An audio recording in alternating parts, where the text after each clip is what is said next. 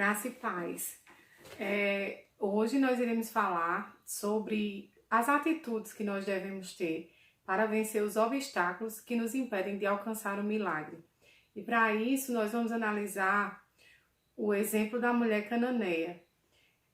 História, relatada na Bíblia em dois evangelhos, no evangelho de Mateus 15, versículos do 21 ao 27, e também no evangelho de Marcos, capítulo 7, versículos do 24 ao 30.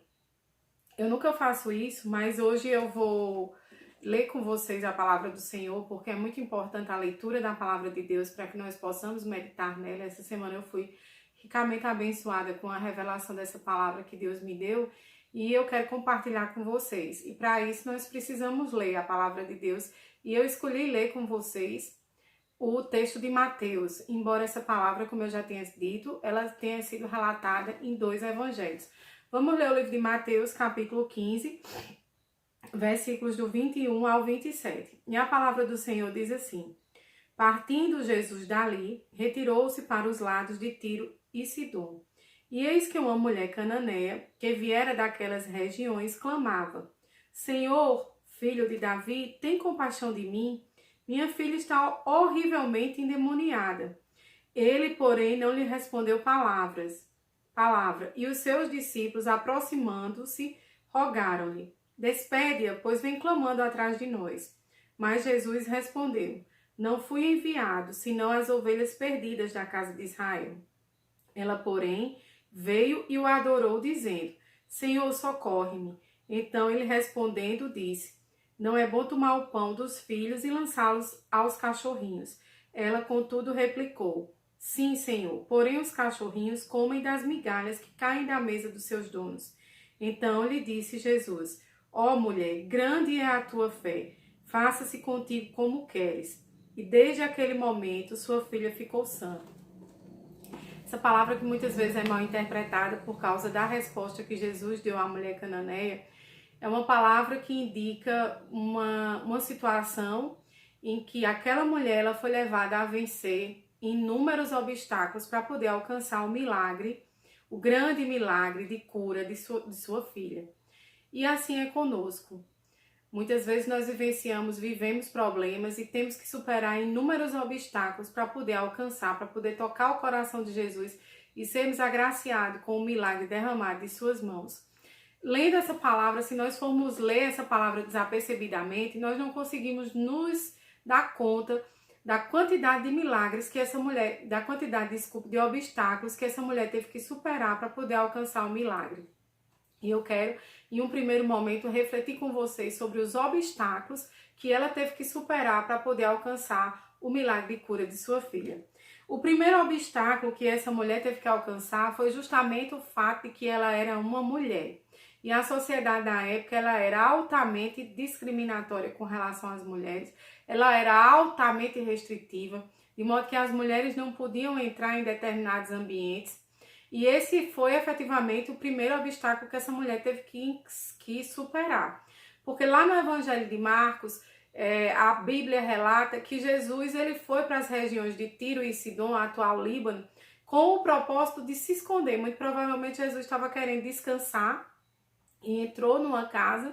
Ninguém sabe, a Bíblia não relata de quem era essa casa, mas essa mulher, apesar de ser mulher, adentrou no mesmo ambiente que Jesus tinha entrado para se esconder, muito provavelmente para descansar. Então ela supera esse primeiro obstáculo, que era o obstáculo de entrar numa casa, ser mulher, e entrar numa casa desconhecida para poder falar com Jesus. Então esse foi o primeiro obstáculo que a mulher cananeia, que ela é conhecida como mulher cananeia, teve que superar. O segundo obstáculo era justamente a sua origem. A Bíblia relata que ela era grega, nascida na Grécia, mas de origem sírio-fenícia, ou seja, a ascendência dela, os pais dela, muito provavelmente o pai dela, ele era sírio-fenício. Então ela era uma mulher grega de origem sírio-fenícia que habitava as regiões de Tiro e Sidom. E as relações religiosas entre os judeus e os habitantes da região de Tiro e Sidom não eram relações muito boas, porque foi na região de Tiro e Sidom de onde saiu a rainha Jezabel, que casou com o rei Acabe, e foi responsável por exterminar, na época do profeta Elias, muitos profetas de Deus, né? Porque foi Jezabel quem inseriu, quem introduziu no meio do povo judeu o culto a Baal, né? Em decorrência desse culto a Baal, Jezabel, o que foi que ela fez? Matou inúmeros profetas. Em decorrência desse evento histórico, as relações entre os israelitas e os fenícios, os sírios fenícios, não era uma relação muito amistosa. E essa mulher, ela não se preocupou com a origem dela, nem com o lugar onde ela morava.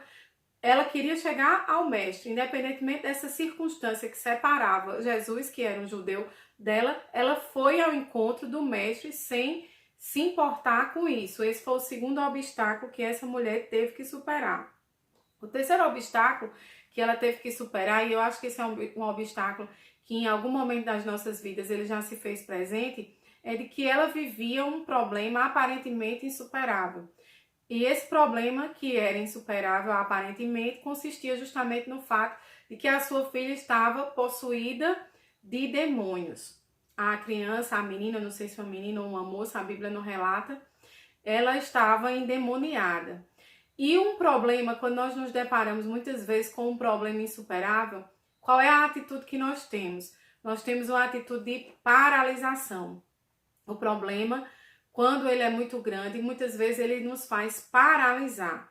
Mas com essa mulher, não. Ela teve justamente a atitude contrária. Ela saiu do meio daquela situação insuperável, daquele problema insuperável, daquele problema difícil e foi procurar alguém que podia ajudá-la a resolver esse problema.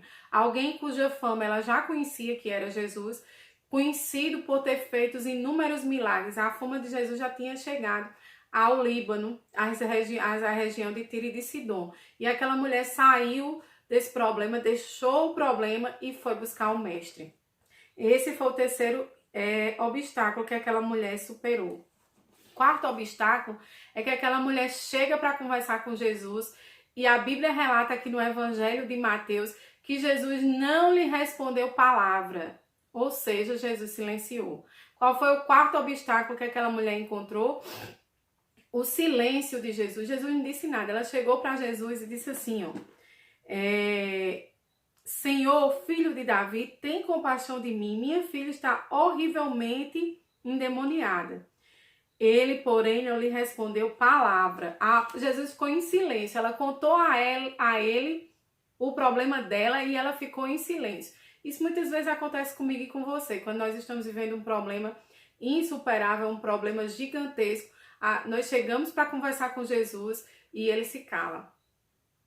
E aí, essa mulher, além desse problema desse silêncio de Jesus, ela ainda se deparou com outro obstáculo, que foi justamente a oposição dos discípulos, porque quando ela relatou a Jesus o problema dela, que Jesus silenciou, os discípulos disseram assim, despede-a, pois vem clamando atrás de nós. Os discípulos disseram assim, manda ela embora, porque ela está vindo, ela está nos incomodando, ela está clamando atrás de ti o tempo todo, então manda ela voltar, né?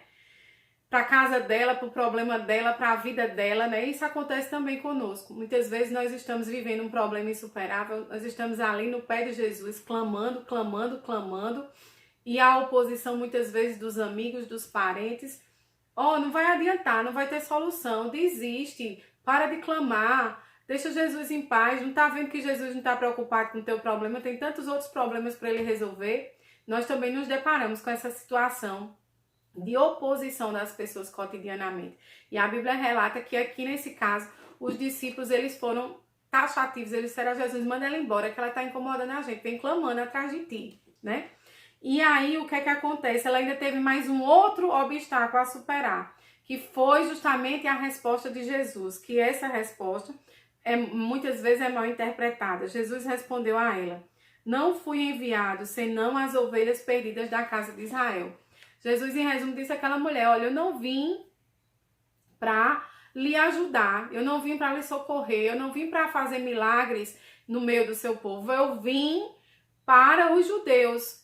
Né? Jesus praticamente disse, ela não é hora ainda de você ser abençoada, sua hora ainda não chegou. Né? Esse foi o sexto obstáculo com o qual aquela mulher se deparou. Mas o interessante dessa história é que mesmo diante tantos obstáculos, aquela mulher não cedeu. E ela teve atitudes que conseguiram mover o coração do mestre. E aí nós temos que analisar quais foram essas atitudes dessa mulher que fizeram com que Jesus lhe concedesse o milagre com o qual ela tanto sonhava, o milagre que ela tanto desejava, né? E a atitude daquela mulher começa logo no princípio do Evangelho de Mateus. Mateus diz que ela vinha clamando atrás de Jesus. Jesus, filho de Davi. Essa palavra ela pode passar desapercebida, mas se nós formos fazer uma avaliação de conjuntura dela, nós vamos concluir que aquela mulher ela reconheceu a grandiosidade de Jesus, ela reconheceu a soberania de Jesus, ela reconheceu que Jesus era o Filho de Deus, porque Davi era um homem segundo o coração de Deus e que tinha uma promessa de que sempre teria um herdeiro dele sentado no trono de Israel. Então, na hora que ela diz Jesus, filho de Davi, que ela reconhece, que ela chama Jesus de filho de Davi, ela está dizendo, esse é o grande, esse é o todo-poderoso, esse é o Filho de Deus.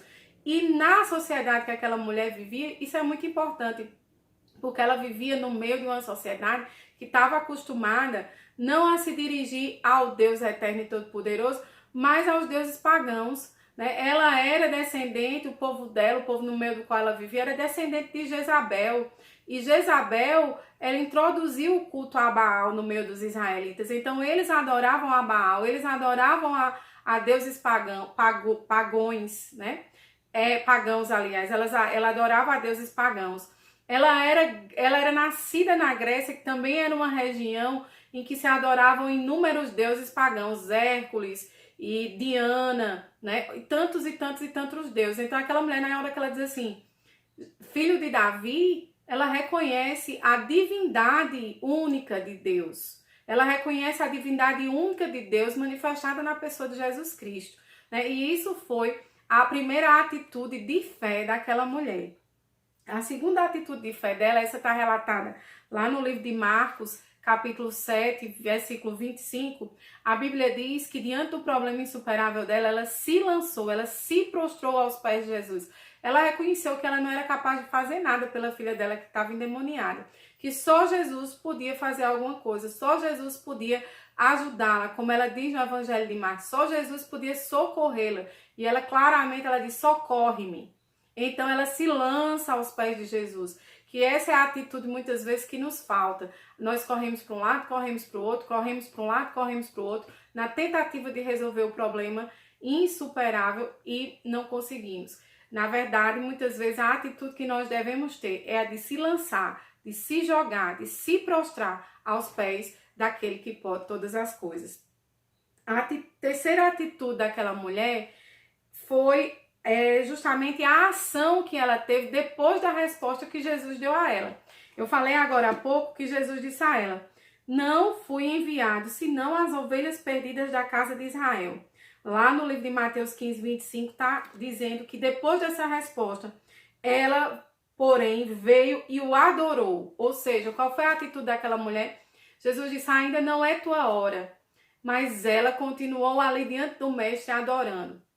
Quantos de nós, quando recebemos essa resposta de Jesus, vamos embora, esquecemos a adoração, ficamos contrariados com a resposta que Deus nos dá, né? Que Jesus nos dá.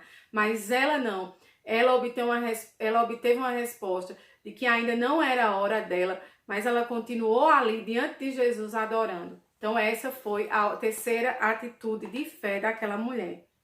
A quarta atitude de fé e a mais brilhante de todas foi a resposta que ela deu a Jesus, né? Porque ela recebeu essa resposta, ainda não é tua hora, ela continuou adorando, né? Ela, porém, veio e adorou dizendo, Senhor, socorre-me. Aí Jesus respondeu a ela novamente, a palavra diz, então ele respondendo, disse-lhe, não é bom tomar o pão dos filhos e lançá-lo aos cachorrinhos. Novamente ele diz, não é tua hora ainda não. Não chegou tua hora. É hora dos judeus comerem o pão. Não é hora ainda dos gentios serem alcançados. Essa foi a resposta de Jesus. Eu não vim para os gentios. A hora dos gentios ainda não chegou. Eles receberão as bênçãos, as promessas, mas ainda não é hora deles, né? Depois que Jesus disse a ela isso, sabe o que foi que a mulher fez? A Bíblia diz que ela, contudo, replicou, ou seja, contudo, ela respondeu: sim, Senhor. Porém, os cachorrinhos comem das migalhas que caem da mesa dos seus donos. Eu quero destacar para vocês essa resposta dela, do sim, Senhor. Jesus disse a ela: não é tua hora, mulher. E ela diz: sim, Senhor. Essa resposta dela, esse sim, Senhor dela, ele é bastante importante, porque ela reconheceu que não era a hora dela. Ela reconheceu que não era o momento dela receber as bênçãos. Quando Jesus disse: não é lícito que se tire o pão da boca dos cachorrinhos, da boca das crianças e se dê aos cachorrinhos, e ela diz: sim, Senhor, ela se reconhece pecadora. Essa mulher apresentou uma fé humilde, ela não apresentou orgulho, ela reconheceu diante de Jesus que ainda não era a hora dela ser abençoada, que ela não era digna das promessas que eram destinadas prioritariamente, em primeiro lugar, aos judeus. Ela reconhece tudo isso, ela manifesta uma atitude de humildade perante Jesus. E diante dessa atitude dela de humildade, essa fé humilde, Jesus lhe concede o milagre. Jesus diz assim: ó mulher, grande é a tua fé. Vai que o teu milagre já está realizado. Depois dessa resposta dela, essa resposta dela foi fantástica. Sim, Senhor. Ela podia ter dito: não, mas eu quero. Podia ter replicado de outra forma. Ela diz: não, sim, Senhor. Ainda, sim, Senhor. Mas basta uma migalha caída das tuas mãos. Basta uma migalha derramada das tuas mãos. O sim, Senhor, é que é o mais importante. Eu sei que ainda não é minha hora. Eu sei que eu não sou destinatária das bênçãos. Eu reconheço que eu sou pecadora. Mas eu sei que uma palavra tua é capaz de mudar a minha vida. Foi essa a resposta daquela mulher. E diante dessa atitude de fé dela, Jesus lhe concede o milagre. Irmãos, é importante que nós cheguemos a algumas conclusões a respeito desse texto. E a primeira conclusão a que eu chego diante desse texto maravilhoso, desse relato maravilhoso de Mateus e de Marcos, é de que com Jesus não tem direito adquirido. Jesus, ele concede o milagre não em decorrência da quantidade de vezes que você vai à igreja, não em decorrência da quantidade de sacrifícios que você faz, não em decorrência das suas obras, mas Jesus, ele faz o milagre quando ele encontra um coração quebrantado. Então, com Jesus não tem direito adquirido. Tem gente que diz assim: faz tantos anos que eu ando com Jesus e eu não alcancei o meu milagre ainda. Faz tantos anos, eu vou tantas vezes para a igreja, todo domingo eu vou para o culto, todo domingo eu vou para a missa, eu tô lá nos pés de Jesus, eu oro não sei quantas vezes por dia, ou eu rezo não sei quantas vezes por dia, e eu não alcancei o milagre. Jesus não concede o milagre. O milagre de Jesus não decorre, não deriva, não vem de direito adquirido. O milagre de Jesus vem quando ele encontra um coração quebrantado. A Bíblia relata que, perto, Salmo 34, 18, se não me falha a memória, perto está o Senhor dos que possuem um coração quebrantado. Né? Então, essa conclusão a que eu chego. Não tem direito adquirido com Jesus. Ele opera o milagre quando ele encontra um coração quebrantado. E aí nós temos que analisar o que é quebrantamento. Quebrantamento significa submeter a vida ao controle de Deus. Você tem submetido sua vida ao controle de Deus? Eu tenho me feito essa pergunta também. Se eu tenho submetido a minha vida ao controle de Deus. Você tem submetido a sua vida ao controle de Deus? O que é necessário para submeter uma vida ao controle de Deus? E, em primeiro lugar, humildade. E humildade não é sinônimo de simplicidade. Humildade não é sinônimo de carência de bens. Humildade é sinônimo de concordância com os planos e projetos que Deus tem para a tua e para a minha vida. E o quebrantamento decorre também, sabe de quê? Da obediência aos planos e propósitos de Deus. É necessário que nós obedeçamos aos planos e propósitos que Deus tem para as nossas vidas. E essa mulher, na medida em que ela diz assim, sim, Senhor, ela obedeceu, ela concordou com os planos que Deus tinha. O plano de que naquele momento não era a hora dos gentios ainda, era a hora dos judeus. Na hora que ela diz sim, Senhor, ela diz sim, Senhor, eu concordo que não é a hora dos gentios, é a hora dos judeus. Mas eu sei que tu tens tanto poder que se tu quiser uma migalha do teu poder, resolve o meu problema. Foi isso que aquela mulher disse, né? Ela concordou, ela não discordou de Deus. Ela podia ter dito, não, Senhor, mas eu quero, eu posso, tu podes fazer. Ela disse, não, sim, Senhor. E esse sim, Senhor dela revela justamente o quê? A concordância com o plano de Deus naquele momento, que era de que não era hora ainda de que os gentios fossem alcançados, né? Então, para receber a bênção, não depende de quantidade de dias que você vai à igreja, de quantidade de oração que você faça, de quantidade de reza que você faça, não.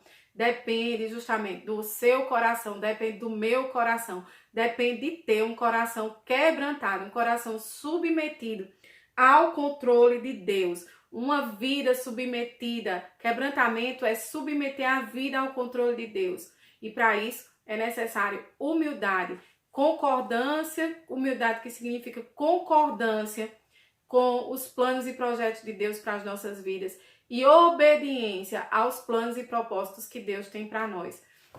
Então vamos aprender nessa semana que começa com o exemplo da mulher cananeia. O sim, Senhor, dela. A atitude de fé que essa mulher teve, né? De ter superado 6 obstáculos, ter superado a origem, o sexo, o problema, o silêncio de Jesus, a oposição dos discípulos, a resposta de Jesus. E o que foi que ela fez? Reconheceu a divindade de Deus, lançou-se aos pés de Jesus, concordou com os planos e projetos de Jesus naquele momento e apresentou diante de Jesus uma fé humilde, uma fé não orgulhosa. Paremos para pensar sobre isso nessa semana. Deus falou muito comigo nessa palavra e eu espero que Ele fale com você também. Um grande abraço, uma semana ricamente abençoada. Que Deus realize todos os sonhos e projetos que Ele tem para você e para mim também. E vamos refletir sobre essa palavra. Graça e paz para todos vocês e que a paz de Jesus seja infinitamente derramada na vida de vocês. Um abraço e um beijo no coração. Fiquem com Deus.